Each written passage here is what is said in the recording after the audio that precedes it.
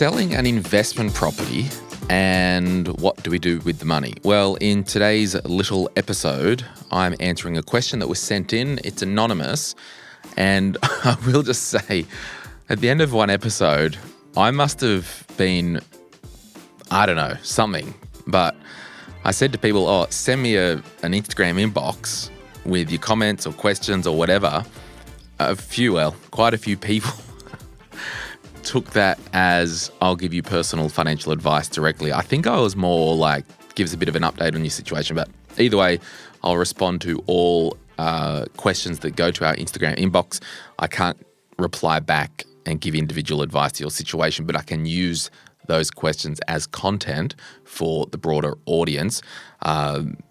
Check the disclaimers in the show notes, but this is general financial advice only.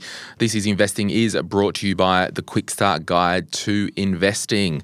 It's a really good book if you do want to do what old mate is planning on doing. And yeah, I would encourage you to grab a copy if you don't have one. If you've got one, thank you for your support. All right, let's have a listen to what old mate said to me. Hey Glenn, just listened to your latest episode about money in your 20s. Well, it wasn't your latest, but I've actually just discovered you, and you pretty much said to send you a message if you wanted some financial advice. Mine's just a quick one. I bought a house. I'm 25, bought a house when I was 22. I'm going to sell it in about 2 years. We've done a bit of renovations to it. It's looking like I'm going to walk away with about $400,000, after debt's paid and everything after that's done. I've just discovered this year the power of compounding interest in terms of index funds and things like that. So I want to put over $100,000 in those, in a few diversified index funds. I'm not sure how much I want to put in, which is what I'm looking to get your advice on, because I want to use the rest of the money to offset my next mortgage I'm going to buy for my partner, next house I'm going to buy for my partner. I'm not sure if it's better to use more money to offset or invest more money. Please let me know what you think. Awesome. Well, thank you for that. What do you write here? Some more details.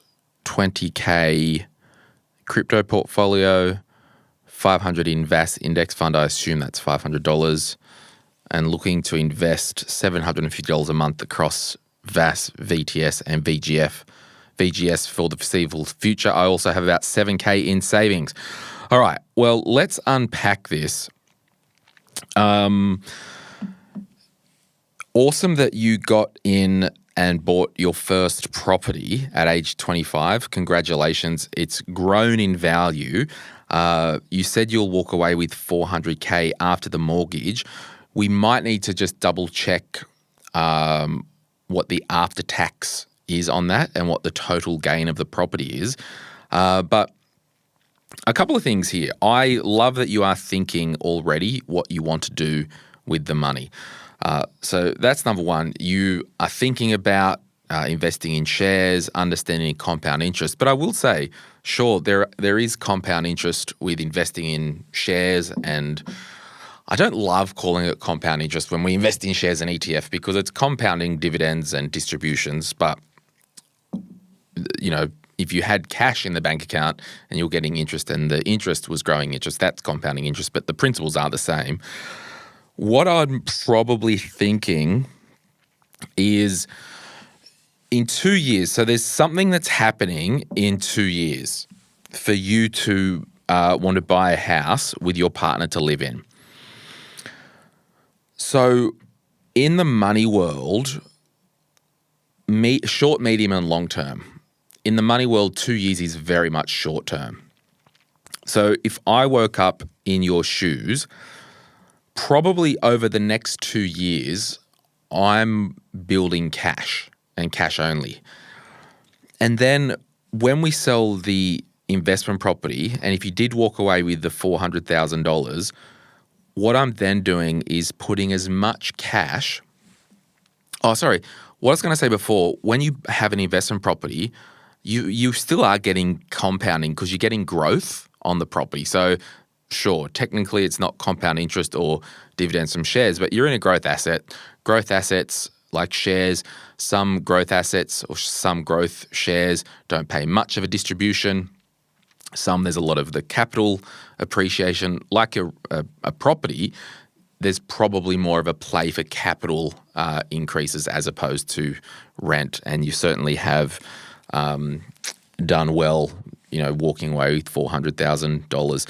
So what I'm thinking is, if I was in your shoes, I'm saving as much cash as possible, because when you, and what we might do, we might just assume that the next purchase is $800,000. All right.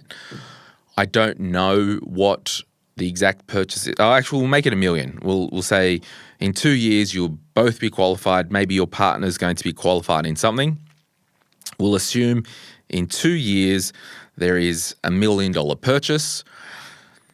So if between now and then, if our reason for financially living is to pile up as much cash as possible, so when we get the $1 million property, we've put as much cash as possible in there. And then what you can do, so there's 2 ways to cut this. You talked about offset. So if you did have $1 million mortgage and you had $200,000 over in the corner and you put it on there, and you had an $1 million purchase, $200,000 down, which left you with an $800,000 mortgage. If you sat that $400,000 in the offset account, you would only pay interest on the $400,000 because it's offset dollar for dollar.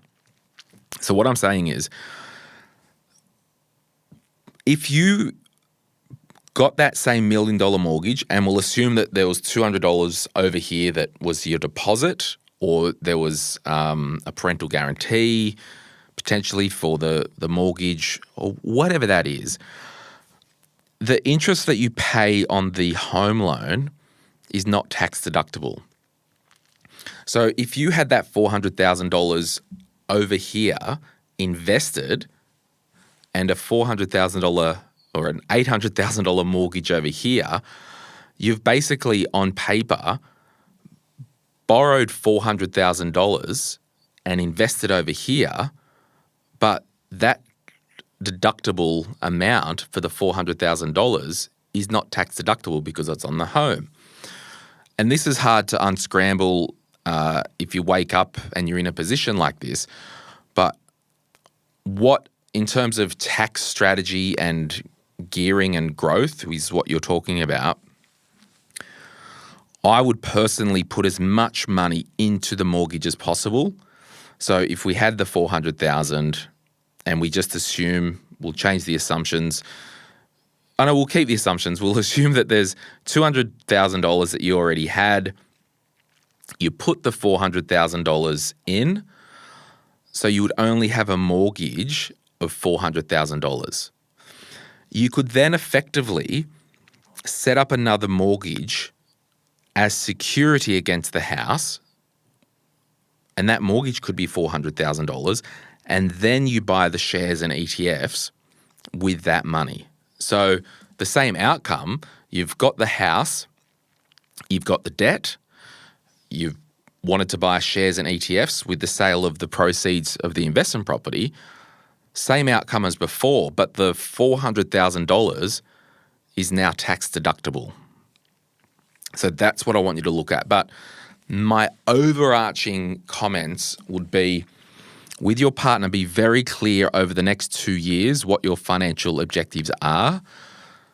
I'm personally, if it was me, saving as much cash as possible, not worrying about investing, because we don't want to invest within a 2-year time frame. Save as much cash as possible. A lot can happen in 2 years. Plans might change. Who knows? You might bring the sale forward, or if the 2 years thing, there's obviously a reason why it's 2 years. When the 2 years happens, or when we're maybe 3 months from selling it, then we can start to think what we're going to do. But we are 100% not going to get a house that we're going to live in with non-deductible debt and have that happening over here when we've got $400,000 cash and we invest it straight away? Because when it all washes up, you have borrowed $400,000 effectively to invest, and that's not tax deductible. Speak with your accountant on the timing of the sale of the house. Speak with your accountant on deductibility and mortgages. But I will go back to say, if you did have the $1 million property and you had $200,000 as a deposit or security, there's an $800,000 mortgage. You can generally borrow up to 80% of the property to do whatever you want. So speak with your broker, and that's kind of the usable equity. It could be 70% with some banks, but the key thing is here, we're not buying a big house with a big new mortgage and having cash, because it's all kind of happening at the same time, and doing our investing separately. We're going to probably set up another mortgage and do our investing with the borrowed money. Or you can just decide our reason for living financially is to pay down the house as soon as possible. Hope that was helpful. Comments, questions, pop them in the description or the comments on YouTube, and I'm happy to clarify anything if it was not clear. But you're 2 years out, keep thinking, grab a copy of the book, get encouraged, get inspired, and I would love to hear what you end up doing in 2 years. My name's Glen James. Thank you so much for sending in that little question. I'll see you soon. Bye. Any advice is general financial advice only, which does not take into account your objectives, financial situation, or needs. Because of that, you should consider if the advice is appropriate to you and your needs before acting on the information. If you do choose to buy a financial product, read the Product Disclosure Statement, PDS, and Target Market Determination, TMD, and obtain appropriate financial advice tailored to your needs. Simo Interactive Pty Ltd, the publisher of this podcast, and Glen James are authorised representatives of Money Sherpa Pty Ltd, which holds financial services license 451289. Opinions or comments from any guests on the podcast are theirs and not those of the host or the publisher or their respective license holders.